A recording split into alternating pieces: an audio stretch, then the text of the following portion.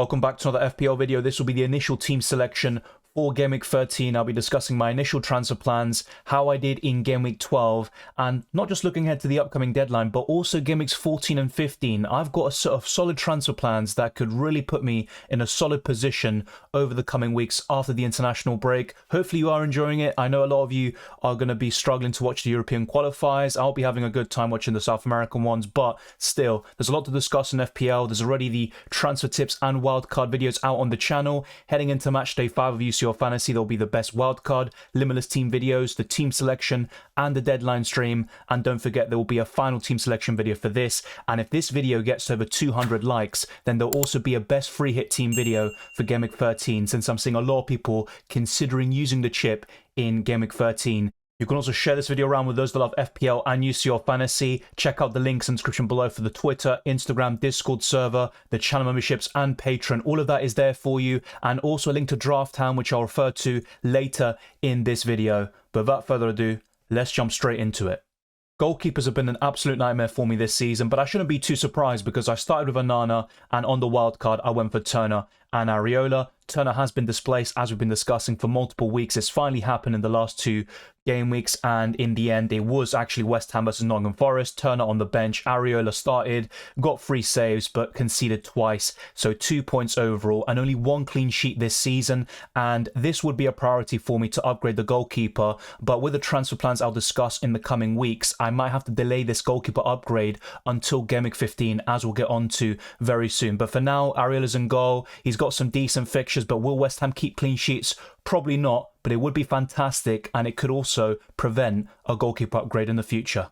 The defence was a bit of a frustration as well for me this week. Matty Cash conceded. I thought Aston Villa could end up holding on to the clean sheet. My initial prediction was 3-1, so it ended up turning out to be the case, unfortunately, and Cash hasn't delivered really since that monstrous return against Burnley earlier in the season where he scored a brace. But ever since that, it's just been the odd clean sheet, and even then he's got yellow cards here and there. So 5-6 pointers maximum, and on most occasions he's getting 1 or 2 pointers. And now it's Tottenham away next. That's still not going to be easy, despite no James Maddison and multiple injuries and suspensions. Romero is still out, of course, due to a straight red card. You've also got Van de Ven out, but I'm still not too confident of Aston Villa keeping a clean sheet, and I would back that game to be one of the highest scoring of Game Week 13 and one of the most anticipated games for sure when we come back from the international break. But Matty Cash has been frustrating. The same goes for Lascelles, who was on my bench last week against Arsenal, getting 9 points. I start him against Bournemouth and he gets 0, conceding twice and also being booked. And what makes matters worse is that I benched Tsimikas for the likes of Lascelles and Matty Cash, and Tsimikas got 2 assists, a clean sheet, and maximum bonus points for a monstrous 15-point haul sitting there on my bench, which would have transformed my week, and it would have given me over 100 points, of course. But the saving grace, the silver lining, was that I bought Saliba for Dan Burn, and shortly after Arsenal conceded, it was 1-1 around 54 minutes. Arsenal responded with a straight winner, and it was Saliba who put Arsenal ahead, and they ended up winning 3-1. Saliba got a bonus point and 9 points overall, and Saliba has actually been fantastic for me over the last week or so in all fantasy formats. I bought him in UCL Fantasy, he got a clean sheet, 8 points there with the ball recoveries, and now in FPL he scored and got me 9 points overall. So Saliba has been clutch in FPL and UCL Fantasy, and I think he's one of the very best defenders in FPL up until Christmas. It was returns galore for my midfield, starting with Diaby, who got an assist and also banked the clean sheet point to get 6 overall. So I'm quite happy with Diaby. He also got a monstrous return against Luton Town a couple of weeks back. And whilst he hasn't been the most consistent for his price point, I can't really complain. And he has done some very good things while in my FPL team. Next up is Jarrod Bowen. That's 2 returns in 3 games now. He got a bonus point and he scored against Nottingham Forest. But it was Ward-Prowse who stole the show with 2 assists and maximum bonus points. And actually sold Ward-Prowse to Bowen as part of a -4 hit a couple of weeks ago, and they've both ended up on 15 points. So it hasn't really paid off, this -4 hit so far, but I would back it to in the long term. And I still don't like Ward-Prowse's positioning and the over-reliance on free kicks and set pieces, but Ward-Prowse is still decent. I just prefer Jarrod Bowen, who's playing down the middle, and even on the right-hand side, he is the biggest goal threat that West Ham have to offer. My third midfielder was Mohamed Salah, who got 16 points, and it was that big debate, should we captain Salah, Haaland, or even Saka? And in the end, those that went for Salah and Haaland ended up sharing the glory with the exact same hauls there. 16 points for Salah, and he's been absolutely fantastic. Only 2 blanks this season against Luton Town, and the other one, of course, we've discussed in great detail as well. My 4th midfielder was another signing I made in Gameweek 13, and it hasn't paid off so far, and that's Anthony Gordon, who played down the middle, and Callum Wilson could be out now for 6 weeks, which does open the door there for Gordon, but Isak could be back after the international break, and if that's the case, then Gordon could be shifted back to the left-hand side. And there are also reports, Eddie Howe said this himself, that Harvey Barnes could be edging closer to a return. So I still think Gordon will play most games and start a lot of matches, but that is something to think about. And honestly, despite just buying Gordon, I think there are better alternatives around his price and below, and I've also got some great transfer plans to navigate some fantastic fixtures for some of the best mid-price and budget midfielders in the game. My final midfielder was Bukayo Saka. He has been quite underwhelming since he came back from his injury, but that's yet another return despite poor underlying numbers and also not the greatest of performances. But I have to say, in the last week against Sevilla and Burnley, he has come back closer to his normal level, getting in 7 and 8 out of 10 performances. And I have to say, against Sevilla, he was absolutely electrifying. He was probably man of the match, if not in the very top 2 or 3. And he combines very well with Trossard and Martinelli. Jesus could be back after the international break as well. He is already in the Brazil squad. He could feature against Argentina next Wednesday, and that's another boost to Arsenal. I just don't think Saka connects quite as well with Nketiah, and that's definitely the case with Martinelli on the other side. But Arsenal are still doing very well despite so many injury problems, and they haven't fully connected yet in the attack. But Trossard, Martinelli and Saka, or if you put Jesus instead of Trossard, that is a great front three. It should score plenty of goals, create more chances, and I think Saka is a great option for the next couple of months. My forward line has been very consistent this season, and Ollie Watkins has produced yet again. He scored, picked up a yellow card, but also a bonus point in that 3-1 victory over Fulham. And despite some recent frustrations and blanks, I still think Watkins has been the most consistent forward. He hasn't blanked very often, and apart from Salah, I can't think of too many more players in the whole game that have produced on more occasions than Ollie Watkins. But the problem is, with the upcoming fixtures, there will be this shift and maybe a mass exodus for the likes of Ollie Watkins as he faces Man City from Gameweek 15 onwards, and also Arsenal in Gameweek 16, and even Tottenham away would be classed as a very difficult fixture. But I would argue that that could suit Watkins and the way Aston Villa play, because Spurs might still be stubborn. Ange Postecoglou wants to play attacking football, even with some pretty poor footballers in his side coming in for those injured and key assets like Mickey van der Ven and Christian Romero. So I think Watkins could have a field day against Tottenham and Bournemouth coming up. The only thing I would say against that is that Aston Villa have looked far stronger in home matches at Villa Park compared to their travels, where they have a pretty poor and average away record, to say the very least, to be honest. But Ollie Watkins is still decent, and he's probably the one I'd want to keep from all those Aston Villa assets, and that does include Diaby, who has been very good for me whilst in my FPL team. The final forward is Erling Haaland, who scored 16 points, 2 goals and 1 assist. The penalty was very fortuitous. I don't think it should have been a penalty. You rarely see those given, but in the last couple of weeks, Man City have had a few of those soft penalties. But Erling Haaland is Erling Haaland, and a lot of people who are going without him are now trying to get him back in as soon as possible. And I have to say, if you don't have Erling Haaland, maybe try get him back in for Gameweek 16 onwards, but maybe stick to the plan if you don't have him just yet. The upcoming fixtures aren't particularly great either, but Haaland is obviously fixture proof. Manchester City will score goals in every single game. There'll be the odd occasion where they only score one or none at all. But as we all know, it will be extremely rare. Manchester City are a different beast entirely, and Erling Haaland is a very difficult player to ignore in FPL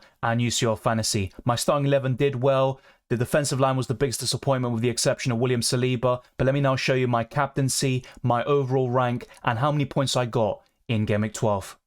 I finally got the captaincy spot on, but Erling Haaland also matched Mohamed Salah. So in the end, I haven't really gained too much from the captaincy decision. I'm still kind of waiting for that, because the last time I properly gained something was probably when Erling Haaland got a 20-point haul and a hat-trick against Fulham, and also in Gameweek 1 when he faced Burnley and scored a brace. I was actually quite close to captaining Saka. So the way it was, during the deadline stream, Haaland was my vice, Salah was my captain, and then I saw news of Saka being in the squad, more confirmation from reliable sources, and I was actually very close to captaining Saka. Saka. I'm very happy I didn't in the end, because 5 points compared to the monstrous hauls of Salah and Haaland would have killed me this week. And remember, 88 points, all things considered, with Simicas's 15 points on my bench is actually pretty good. And I went up in rank quite significantly from 2 million to 1.2 million. So I'm making progress. Things are looking good. And looking back to last season, I'm actually in a similar position as I was back then. And I easily finished inside the top 100k on that occasion. So I'm hoping for something similar here. And also hopefully somehow doing even better, creeping into the top 50k and beyond. That would definitely be the aim. And while top 10k finish can't be ruled out, it will be extremely difficult. I need to be very consistent, not make many mistakes, and ultimately have some luck swing in my favour. Let's now head over to the Gameweek 13 team selection portion of this video, where I'll discuss the captaincy, my lineup, and then later on, using sites like fpl.team and Drafthound, I'll be discussing my transfer plans over the next couple of weeks. I'm not going to lie, I'm kind of sick and tired of the sight of Areola in my FPL team and all these underwhelming goalkeepers throughout the entire season, but I'm going to have to be patient, wait a couple more weeks until I make this goalkeeper upgrade, and my number one pick in goal is David Raya, and he will likely not be eligible to play against Brentford because he's on loan from them, and he won't be able to play against his parent club unless something changes in the next week or so. But even then, I'd probably wait another week or two until I bring in someone like David Raya in goal, and for now, I would start Areola away to Burnley. The defensive line doesn't look great this week, with the exception of Joachim Andersen away to Luton Town. That is a decent fixture where Crystal Palace could keep a clean sheet, and Joachim Andersen can maybe produce one of his attacking returns, get some bonus points, but that is probably wishful thinking. I'd still be very happy with a 6 or 7 pointer from Joachim Andersen. I'd take it right now, of course, and I think Joachim Andersen is a decent option in the long term. Despite Palace's fixtures not being the greatest after the next 2 game weeks, I still think here and there Andersen could be pretty decent coming off the bench, and he provides my team with some decent squad depth in the defensive position. Next up is Jamal Lascelles at home to Chelsea, and a few weeks ago I was kind of looking at this fixture and saying, you know what, that should be an easy clean sheet for Newcastle, but things have changed. With the amount of injuries Newcastle have, Sven Botman has suffered yet another setback, so Lascelles will have an extended run in the Newcastle team. And there's no Dan Burn, Callum Wilson, Harvey Barnes, Tonali, Longstaff's a doubt. There are so many injury problems and suspensions at Newcastle. So even with Bruno Guimaraes coming back, I still think the Toon could struggle, and Chelsea do thrive against the better teams, but it all depends on how Newcastle set up. If they go over low block and try to be more defensive, that could actually be even better and also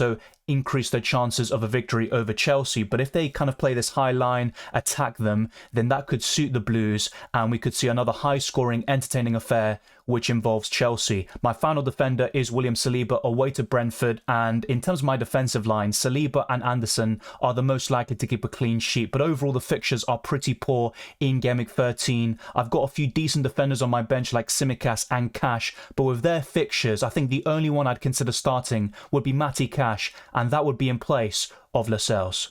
After some solid returns in Gameweek 12, I'm hoping for more of the same. Diaby away to Tottenham. I am backing Aston Villa to score maybe 2 or 3 goals in that fixture, and hopefully Diaby is involved. I would keep him for the next 2 game weeks, but I am looking to sell him in the upcoming period, but maybe not just yet, despite 2 away games coming up where Aston Villa do struggle on their travels. My second midfielder here is Jarrod Bowen. He's actually a really good captaincy option away to Burnley. You look this season at Mbumo, Son, Sterling, 3 wingers who have produced massive returns against Burnley. While Saka and Martinelli were a bit underwhelming in Gameweek 12, I still think they're there for the taking, and Bowen down the middle or on the right, he's going to cause problems, and I think he will score and be a great captaincy option in Gameweek 13. The same goes for Salah, but he is facing Manchester City, and as a result, I'm not going to captain him personally or even put the vice captaincy. Of course, he should be a consideration, and he did score the last time Liverpool played at the Etihad, but that ended up being a 4-1 win for Manchester City, and I'm seeing a lot of people talking about selling Son to Salah this week, even for a -4 hit.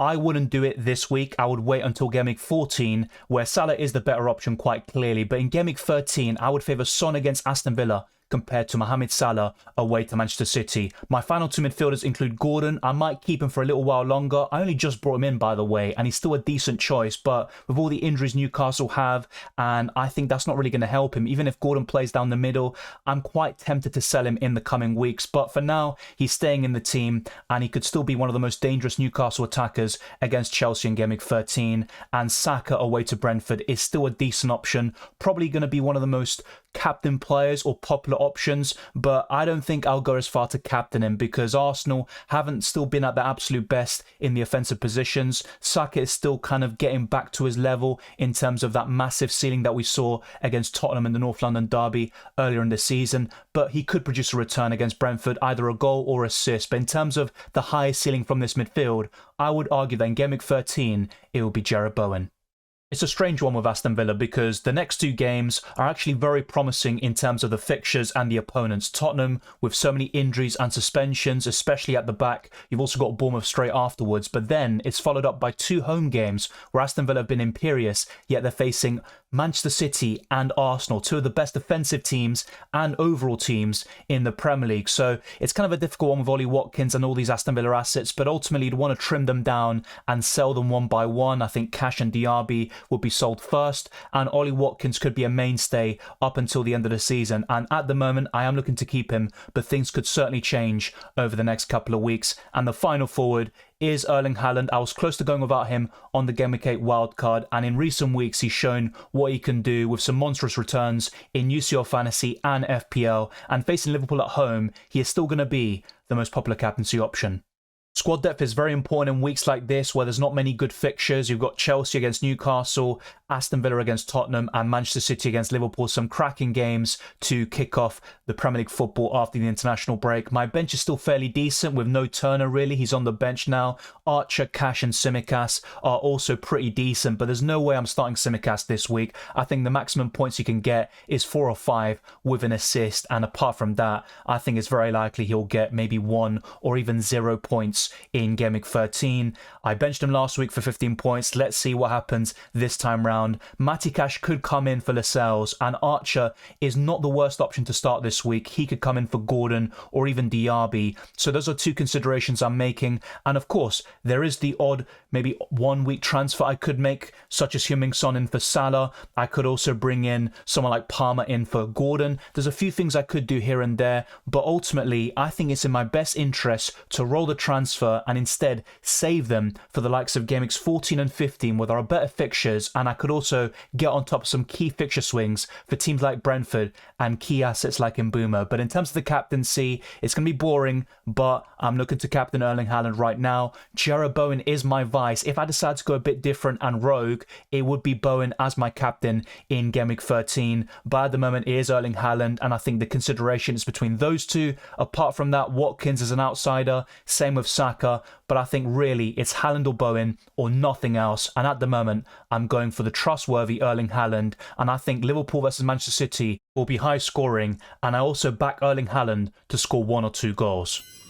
There is a link to Drafthound in the description below. I'd encourage you to check it out. There are so many tools at your disposal, like the fixture ticker, the player comparison, and also the optimization tool. And it also gives you some suggestions. And here for my squad, it is also talking about the possibility of selling Cash to Zinchenko and going for that Arsenal defensive double up. I'm looking at something similar, but instead I'd go for Raya in for Turner in the coming weeks. And most times I have a transfer plan, I go to Drafthound and it pretty much has the exact same transfer lined up or something very similar, and in this case it's Zinchenko instead of Raya, but ultimately it's the same thing, doubling up on Arsenal defensively. They also say sell Anderson to Zinchenko. I'm not so sure about that, especially this week, and Tsimikas out to Soufal. So very interesting transfer suggestions. They are also updated on a regular basis. Sometimes it changes multiple times per day because their algorithms are always updated at the very least. I've got 65.5 expected points in Game Week 13, which is quite high. I think it could be quite a low scoring game week, but I'd be very happy with over 60 if it is indeed low scoring. And it also suggests to captain Haaland and for Salah to be the vice captain. Let me know your thoughts down in the comment section below. Have you tried Drafthound before? What do you think of it? Let's now head over to fpl.team. I'm going to visualize future game weeks like 14 and 15 and show you some very good transfer plans. If I end up rolling the transfer in Game Week 13, I would naturally have 2 free transfers in Game Week 14, and I'd go for Areola in goal, hopefully the last time I ever have to play him, Saliba, Tsimikas and Matty Cash as the back 3 with some very good fixtures as well, a midfield 5 of Salah, Saka, Mbeumo, Bowen and Diaby with Haaland and Watkins up top, and the bench also looks fairly decent with Turner, Archer, Lascelles and Joachim Andersen. So the transfer in Game Week 14 could be Gordon to Mbumo, and that's for free. And I'd also roll the second transfer, have 0.5 million in the bank. And then in Game Week 15, I could go for David Raya in goal. I would buy him for Turner. And then the back three would be Saliba, Tsimikas, and Joachim Andersen. Once again, all of them were very good fixtures. A midfield five of Salah, Saka, Mbumo, Bowen, and Cole Palmer, who would also come in. And this time it would be for Diaby when Aston Villa face Manchester City. And that gives me the funds to upgrade Turner to Raya. And also the front two is Haaland and Watkins. And the bench is Areola, Lascelles, Archer, and Matty Cash. So I'd still have Matty Cash, but he's sitting on the bench. And this way I can buy Raya, also buy Mbumo for those great fixtures from Game Week 14 onwards, and also buy Palmer just before Chelsea's fixtures turn green, and they look absolutely fantastic up until the new year. So I have to say, these transfer plans are looking very encouraging. Yes, it's not ideal to sell Gordon straight after I just bought him in, and of course, players like Diaby are still pretty decent, but this way I'm trimming down on my Aston Villa assets, and I've got a solid foundation for the next couple of weeks. So let me know, what do you think of these transfer plans? Roll in Game Week 13, in Game Week 14 buy Mbumo for Gordon, in Game Week 15 I'd then sell Diaby to Palmer, and that would give me the extra funds to upgrade my goalkeeper and have David Raya starting most game weeks for me in FPL. Let me know your thoughts down in the comment section below. The expected points is 69 for Game Week 15 and also 76.2 for Game Week 14. So that could be a very high scoring game week indeed. And there are some fantastic fixtures for some of the best FPL assets in the game. Thank you very much for watching this video. If you enjoyed it or found it useful, then be sure to smash the like button and subscribe for new. Let's try to get this video to the 200 likes. Let's keep on pushing towards 22,000 subscribers and beyond. You can follow me on Twitter and Instagram, DylanRCM, and check all the links in the description below for the Patreon, Championships Discord server, and the FPL League. There's also a link to Drafthound, and as a channel member or patron, you can get early access to my videos, sometimes a day early or even more, such is the case with this video as well, which is recorded on the Thursday. I wish you all the best of luck for Game Week 13 and the rest of the season, and I'll see you next time.